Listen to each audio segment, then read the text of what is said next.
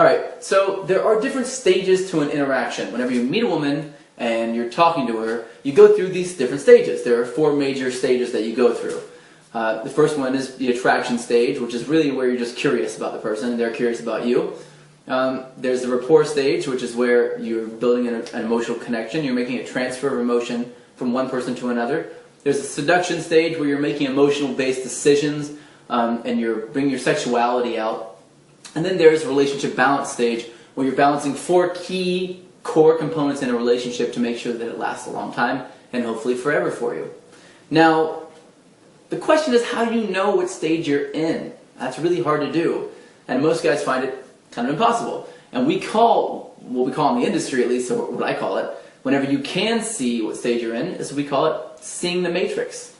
Just like in the Matrix, whenever Neo finally sees the numbers and he begins to be able to control his environment after he sees it, that is seeing the Matrix, and that's exactly what it's like.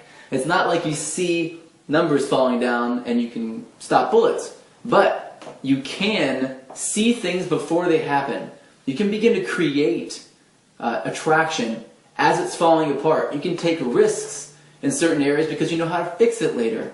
You become a superhuman when it comes to attracting women, and it's when you walk into any place that has a large amount of women, a party, a bar, a cafe, even in the park, or, wherever, you are going to feel like you have an atomic bomb in your pocket.